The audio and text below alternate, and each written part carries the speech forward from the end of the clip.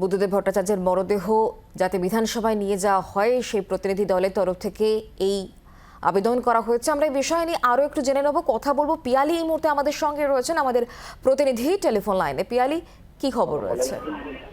একেবারেই দেখো, কিছুক্ষণ আগে বিধানসভা থেকে 3 জনের একটি প্রতিনিধি দল তারা আসে এবং এসে তারা পরিবারের সাথে দেখা করেন এবং একই সঙ্গে তারা অনুরোধ করে, যেহেতু বুদ্ধদেব ভট্টাচার্য যেহেতু তিনি বিধায়ক ছিলেন এবং রাজ্যের প্রাক্তন মুখ্যমন্ত্রী ছিলেন, সেই জায়গা থেকে তার মরদেহ যাতে বিধানসভায় নিয়ে যাওয়া যায় এবং সেই কারণে পরিবারের কাছে তারা অনুরোধ জানিয়েছেন।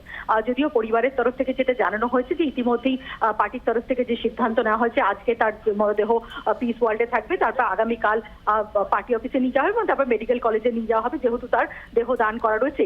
এক্ষেত্রে বিধানসভায় নিয়ে যাওয়া হবে কিনা সেই বিষয়ে তারা আলোচনা করবেন এবং আলোচনা করে পরিবারের সদস্য এবং পার্টির সদস্যদের তরফ থেকে জানাবেন।